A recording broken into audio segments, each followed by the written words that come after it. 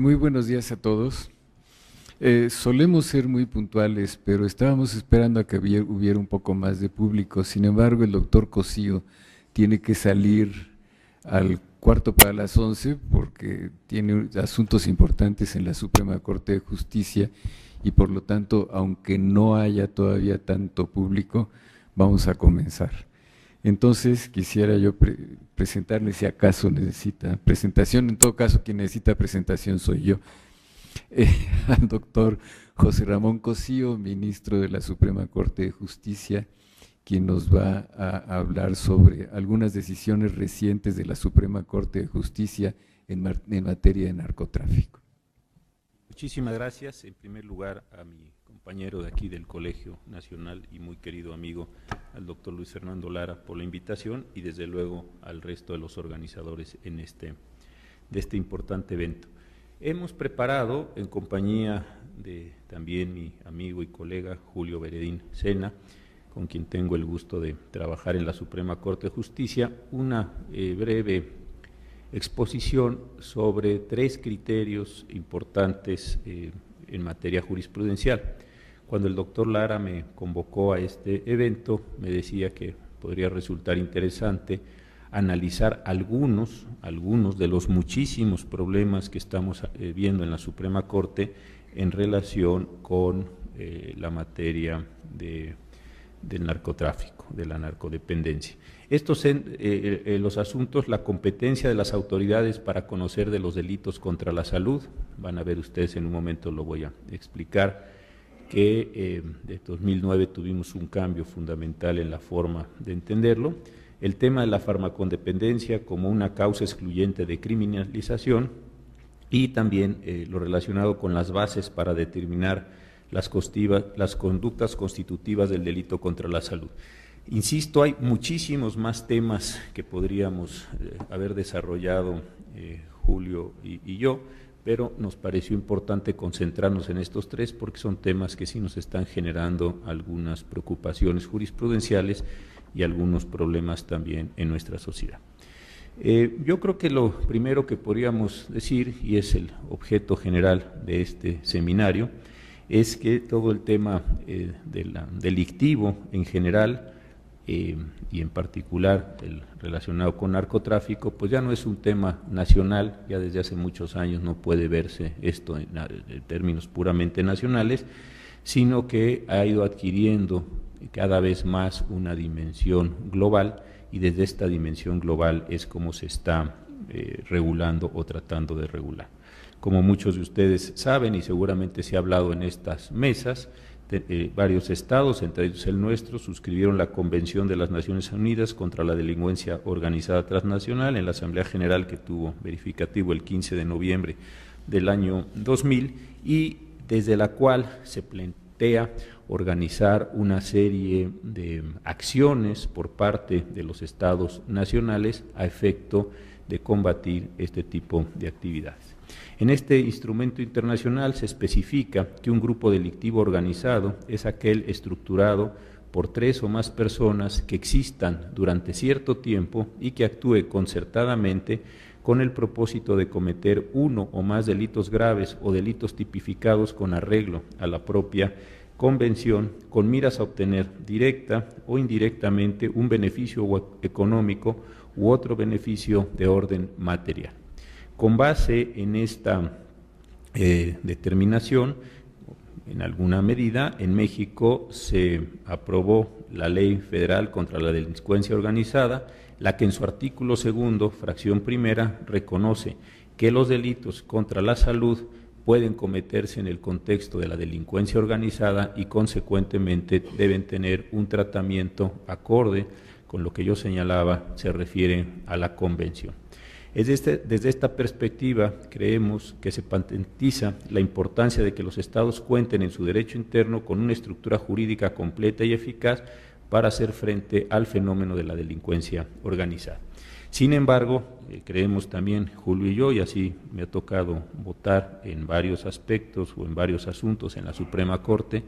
desde luego auxiliado por sus muy finos conocimientos penales, que Esta distinción entre delincuencia organizada, crimen organizado, genera distorsiones importantes respecto a las cuales hay que estar muy atento, porque se va constituyendo lo que algunos profesores alemanes dijeron ya desde hace varios años, el llamado derecho penal del enemigo. Es decir, se van identificando categorías de sujetos, se les van reduciendo los derechos humanos con los que cuentan y se va generando una condición excepcional dentro del propio Estado, pensando que como son personas que realizan delitos pues realmente de una extraordinaria gravedad, deben ver menoscabados sus derechos y consecuentemente tener un tratamiento especial. Nosotros en México tenemos en la Constitución este asunto. Seguramente vieron ustedes que hace pocos días se discutió en la Suprema Corte el tema del arraigo. No es la única medida que se genera en contra de este tipo de sujetos, y sí es un asunto preocupante porque lo que empieza siendo una excepción en el modo de tratar a cierto tipo de delincuentes termina siendo después una regla de aplicación general a muchísimas más personas, porque se van haciendo cada vez más borrosas las diferenciaciones, y también algo muy delicado, se va suponiendo que la delincuencia ya no es agraviante solo en ese sector particular, sino en una forma general. Yo creo que este sí es un asunto con el que hay que estar muy alertas, porque de otra manera, insisto, lo excepcional se generaliza y al rato estamos en unos regímenes pues de unas importantes consecuencias. Con independencia de eso, que insisto, pues sí quiero dejarlo muy claro, este es el contexto general de los casos.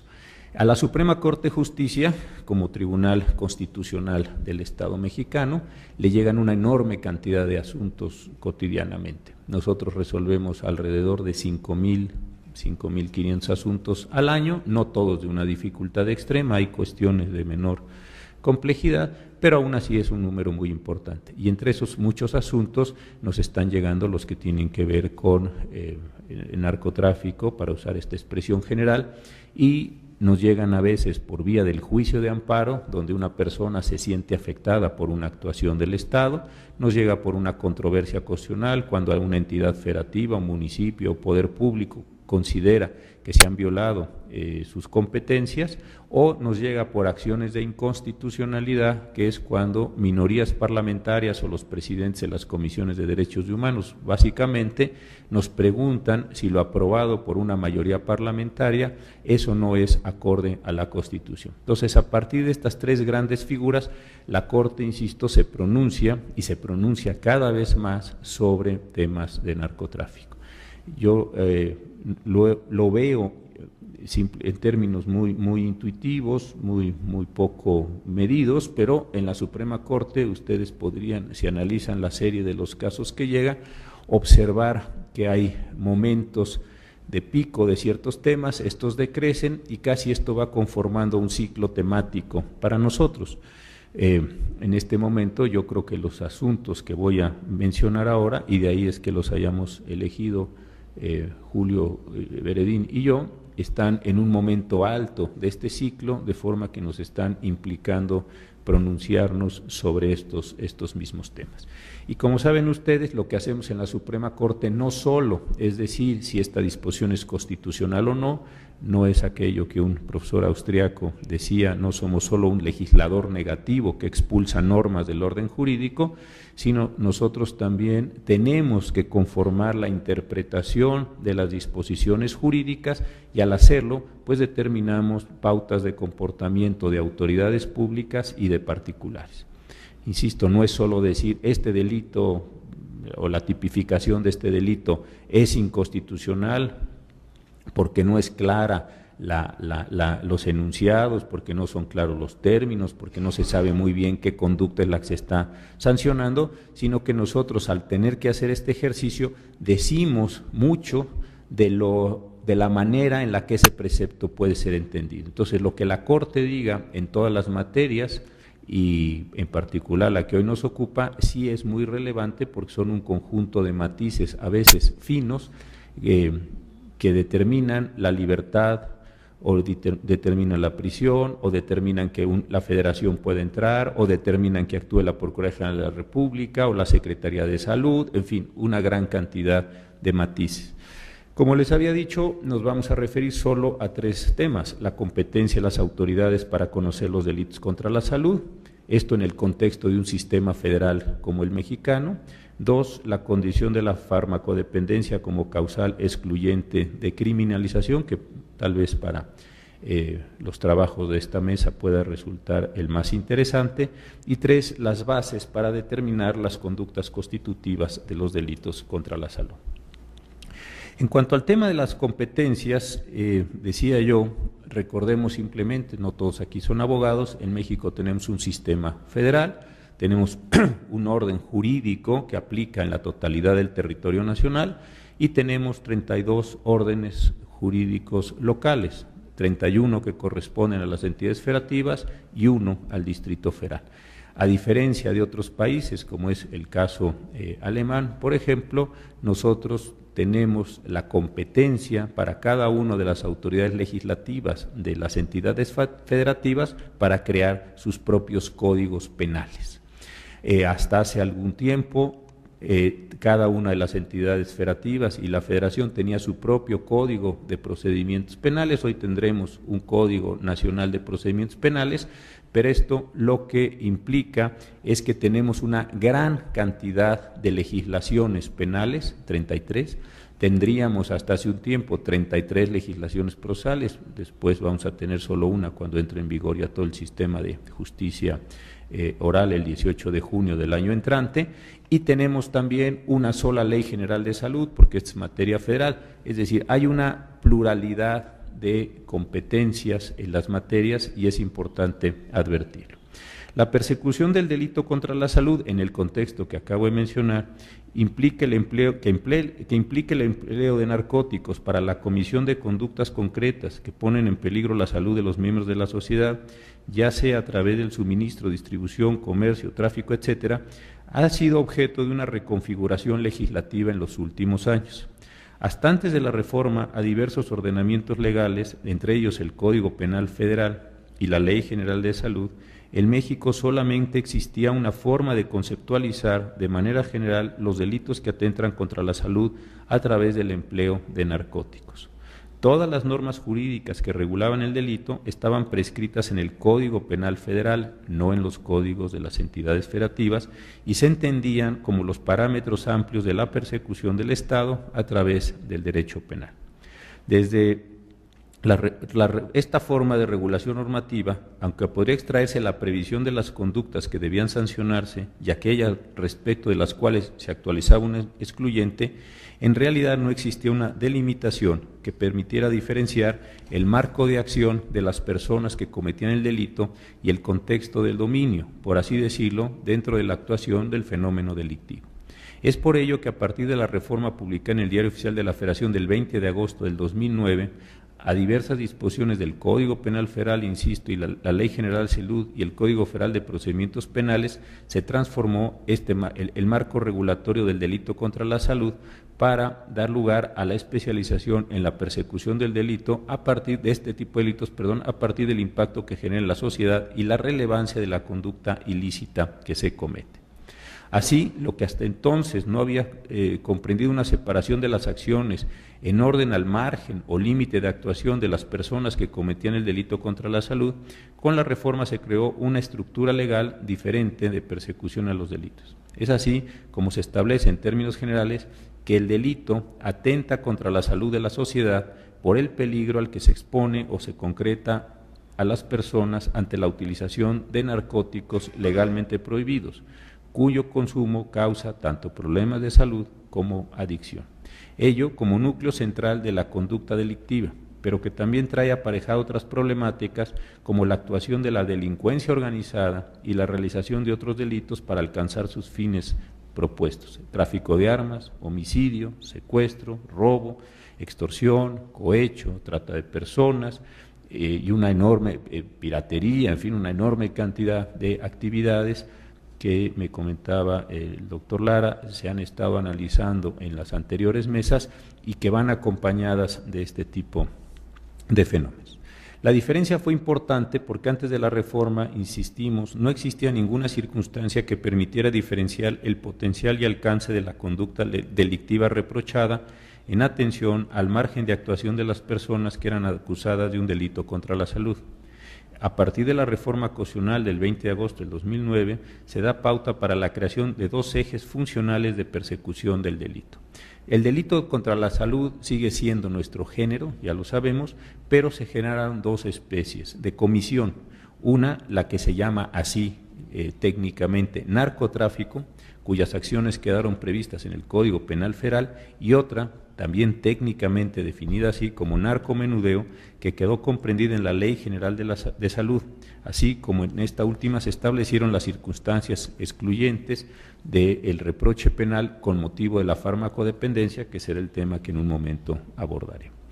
En virtud de esta diferencia sustancial, el legislador determinó que, dado el límite o grado de impacto de la conducta delictiva de narcomenudeo, era posible que este delito fuera perseguible por las autoridades locales de los estados y del Distrito Federal. Es decir, antes de 2009, todos los delitos contra la salud, todos eran perseguidos por autoridades federales. ¿Cuáles eran estos delitos? En un momento los que voy a mencionar, independientemente de sus modalidades, cantidades, etcétera. Y a partir de esta reforma de 2009 se hizo esta diferencia que estoy mencionando entre narcotráfico y narcomenudeo, para que la condición del narcotráfico sea perseguible, o sea, competencia de las autoridades federales, y el narcomenudeo de las autoridades locales. Lo que dio lugar a esta competencia, que también nosotros los abogados técnicamente le llamamos concurrente, es decir, donde la federación hace una parte y los estados hacen otra, en materia de esta competencia en materia de persecución al delito, en la modalidad de narcomenudeo. La Suprema Corte, luego de analizar las reformas referidas en forma complementaria y sistemática con la Constitución, estableció, creemos, las siguientes directrices. A. El delito contra la salud permanece como una conducta de interés en materia de persecución penal, sobre la que únicamente tiene facultades para legislar el Congreso de la Unión. ¿Esto qué es lo que quiere decir el delito contra la salud? Que el hecho de que los estados puedan perseguir narcomenudeo no significa que los estados puedan legislar sobre narcomenudeo. La legislación general de delitos contra la salud sigue siendo una competencia exclusivamente federal, pero las condiciones de persecución se dividen entre la federación y los estados en virtud de la ley emitida por la propia federación. Dos, el delito contra la salud en la modalidad de narcotráfico permanece regulado en el Código Penal Federal, mientras que la modalidad de narcomenudeo, como decíamos, pasó a la Ley General de Salud. Los estados de la República adquirieron competencia concurrente con la Federación para conocer de la investigación y juzgamiento por el delito contra la salud, pero únicamente, como ya lo mencionábamos, en la modalidad de narcomenudeo, por la que está excluida respecto de estas, o sea, de los estados, la modalidad de narcotráfico. La importancia de esta competencia concurrente es la delimitación de la actuación de las autoridades estatales y del Distrito Federal, pues tuvo como objeto fortalecer la investigación y el combate de este género de delitos a través de dicho esquema de competencia, por el que las citadas autoridades, dentro de su marco jurídico y territorial respectivo, conjuntamente con la Federación, deberán combatir integralmente dicho fenómeno delictivo con las limitaciones que la citada ley sanitaria establece. Estos criterios fueron establecidos en algunas tesis, que es lo que trataré de definir ahora, y muy brevemente las menciono. Me supongo que se hará una memoria de este congreso, y Julio Veredín y yo, pues sí, cumpliendo con nuestras obligaciones, entregaremos el documento con todos sus elementos de desarrollo. Hay una primera tesis de la Suprema Corte del año 2011, emitidas por el Pleno.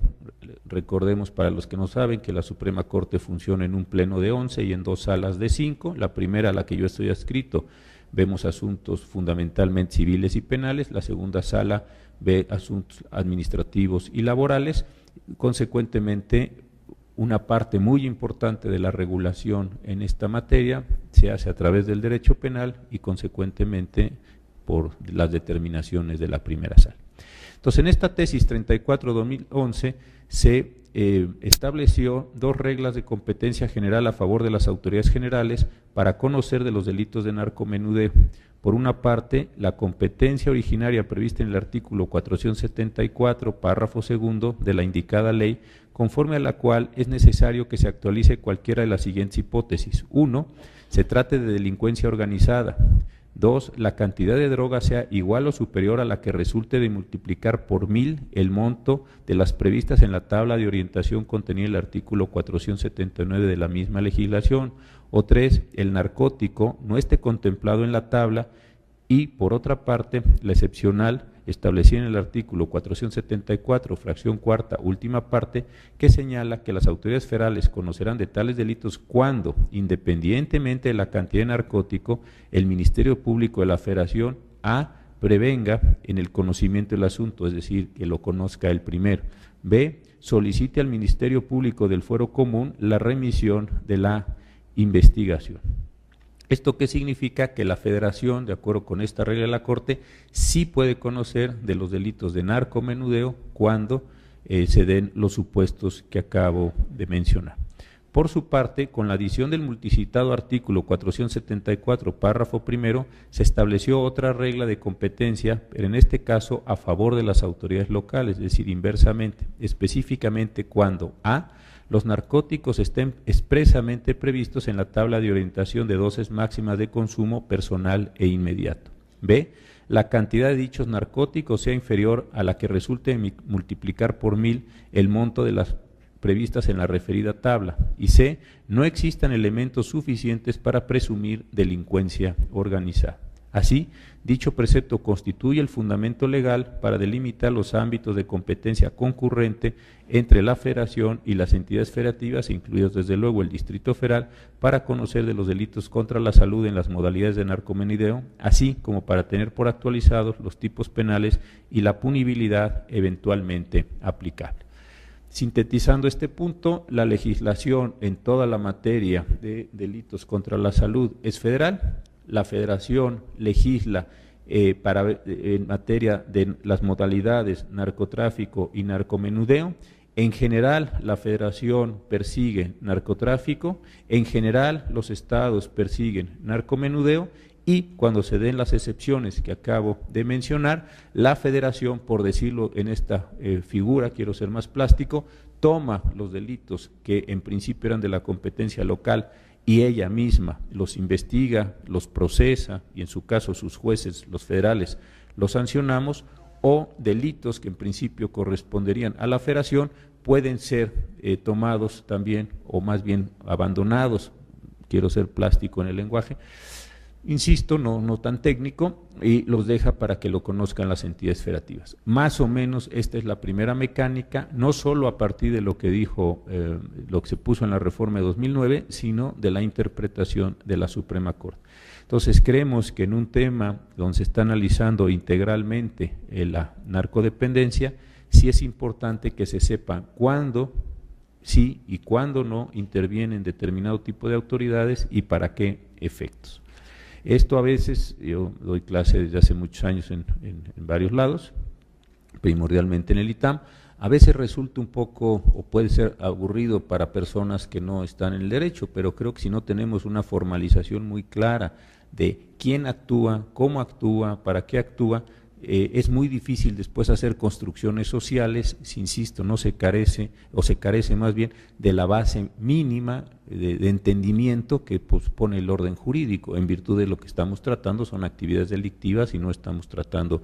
actividades simplemente culturales o de cualquier otro tipo. Si no entiende uno claramente estas diferencias competenciales, sí me parece que se generan después muy serios problemas para entrar a la resolución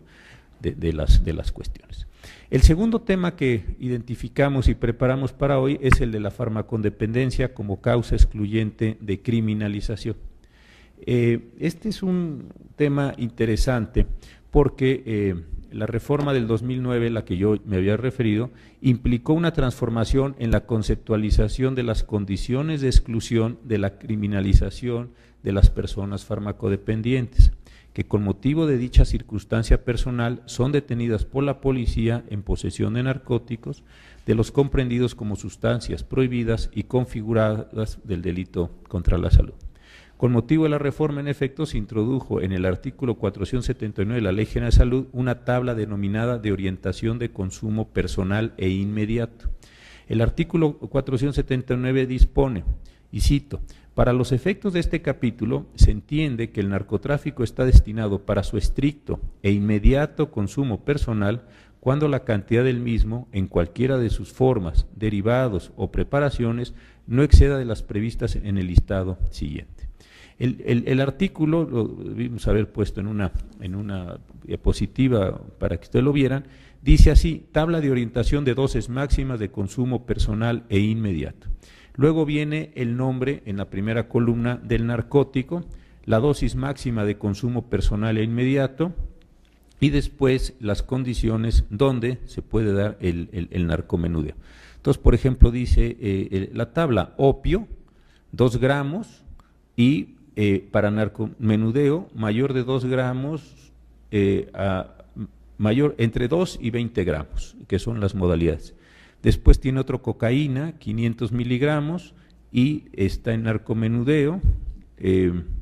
la mayor de 500 miligramos a 500 gramos. Y así los va identificando las sustancias que, insisto, están relacionadas con las posibilidades de inmediato consumo personal. Las justificaciones de un marco referencial general sobre la limitación de las cantidades que pueden poseerse por una persona para considerar que se actualiza el supuesto de farmacodependencia generó cuestionamientos sobre su constitucionalidad. La primera sala determinó en la jurisprudencia, por si les importa a algunos de ustedes, 74/2010 de la primera sala, que el condicionamiento de cantidades establecido en la tabla no es contrario a la Constitución. Nosotros en la jurisprudencia, si ustedes se meten a la página de la Suprema Corte, verán que dice algo, es Semanario Judicial de la Federación. Nosotros los jueces nos expresamos para los casos concretos. Una persona está litigando la propiedad de una casa con otra a través de las sentencias. Ahí decimos, esta casa le corresponde al señor fulano de tal, esta persona se tiene que ir a la cárcel tantos años, esta persona pierde la patria potestad de sus hijos, y así cualquier cosa sobre las que nos corresponda resolver. Pero tenemos otra segunda función que puede ser más interesante para los investigadores, que es la que le llamamos la jurisprudencia. En la jurisprudencia lo que generamos son criterios que tienen aplicación para casos futuros, no para el del señor y la señora que pelearon la patria potestad de los hijos, sino para todos los señores en abstracto que tengan que pelear en el futuro la patria potestad de los hijos. Entonces, además de las sentencias, que son muy importantes,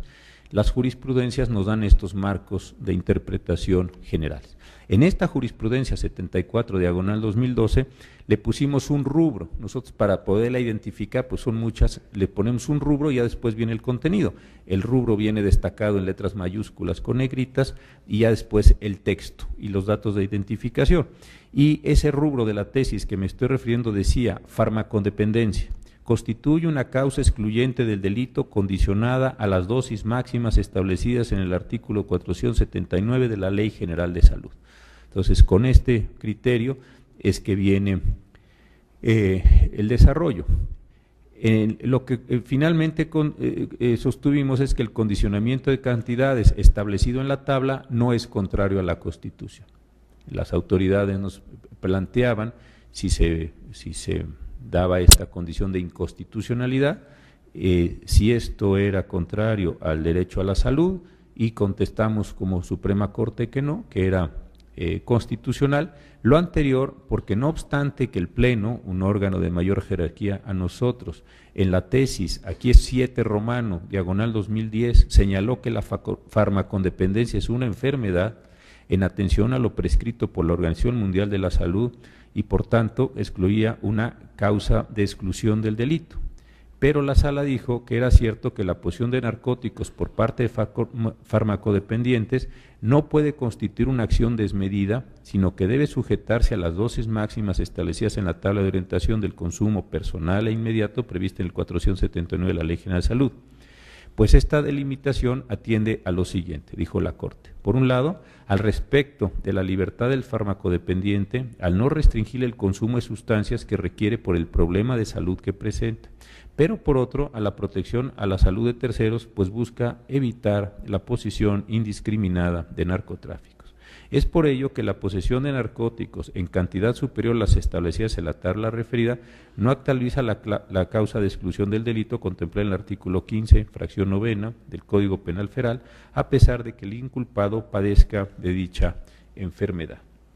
El cuestionamiento sobre la constitucionalidad de la tabla no podría considerarse un tema menor, como todos podemos fácilmente comprender. En realidad constituía el problema de afectación a la libertad del farmacodependiente ante la limitación de un parámetro de dosis general para poder ser excluido del reproche penal. La impugnación sobre la inconstitucionalidad de la norma puso sobre la mesa del debate si el legislador, a través de un acto legislativo, podía determinar un límite general para considerar que una persona es farmacodependiente y que no fuera sancionado en caso de que fuera detenido en posesión de esa cantidad de narcóticos. Lo cual, bajo la perspectiva de los reclamantes, lejos de constituir una protección para las personas farmacodependientes, la colocaba en una situación de vulnerabilidad jurídica, riesgo de criminalización y limitación a las necesidades que les reclamaba la adicción a los narcóticos. Es decir, un grupo de estos amparos tuvo que ver ya no con el problema general de las competencias que mencioné hace un momento, sino con el problema más particular de ¿y por qué nada más esa cantidad? Yo para mi consumo requiero mucha mayor cantidad.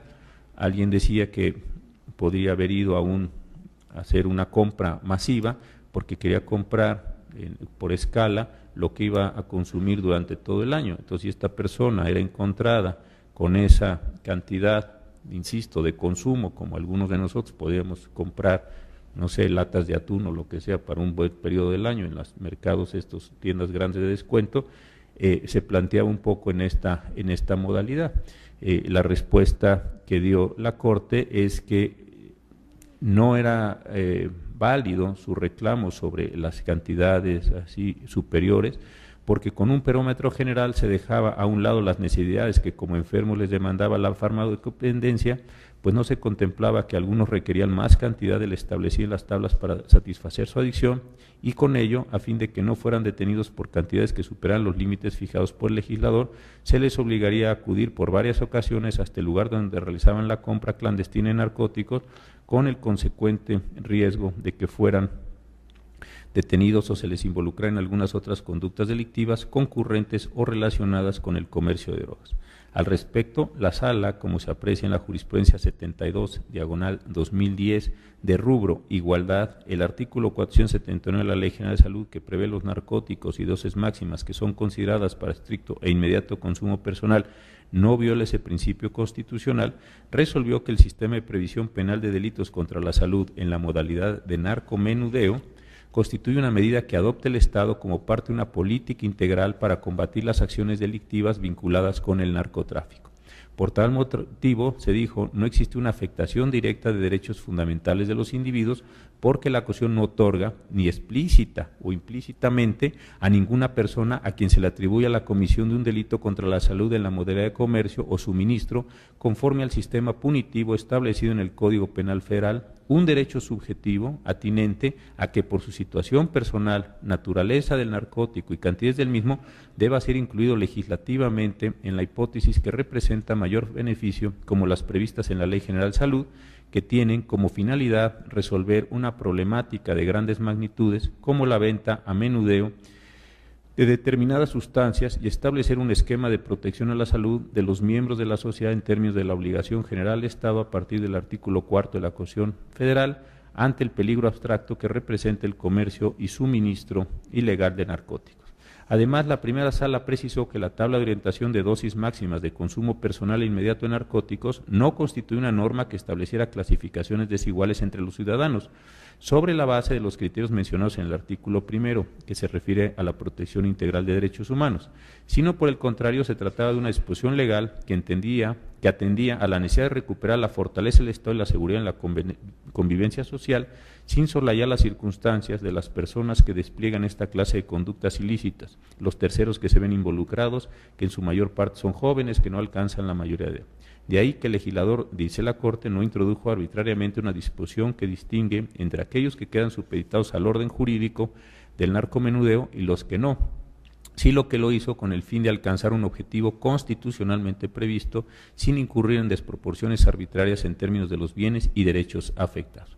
Sin embargo, la resolución sobre la cuestionar de los límites de dosis máximas para el consumo personal inmediato de narcotráficos en realidad sí marcó una diferencia crucial en el orden jurídico mexicano. La aplicación de los parámetros de la tabla prevista en el 479 de la Ley General de Salud implica una directriz genérica que no admite ponderación individualizada, lo cual marcó una brecha con la anterior forma en que se regulaba la admisión de la farmacodependencia como causal excluyente del delito. En efecto, con anterioridad a la reforma citada del 20 de agosto del 2009, ya lo dijimos, la forma de acreditar que una persona era farmacodependiente a efecto de actualizar la excluyente del delito, esto es muy importante, no estaba determinada en la fijación de parámetros mínimos de posesión de narcóticos para consumo personal e inmediato. Entonces, cabe preguntarnos, ¿cómo se acreditaba la farmacodependencia? En el artículo 199 del Código Penal Federal se establecía que al farmacodependiente que posea para su estricto consumo personal algún narcótico de los señalados en el artículo 193 no se le aplicará pena alguna, mientras que en los artículos 524 y 525 del Código Federal de Procedimientos Penales se establecía que si la averiguación se refiere a la adquisición y posesión de estupefacientes o psicotrópicos, el Ministerio Público, de acuerdo con la autoridad sanitaria a que se refiere el artículo anterior, precisará acuciosamente si esa posesión tiene por finalidad exclusiva el uso personal que de ellos haga el indicado. Es decir, el Ministerio Público tenía que hacer esa presión.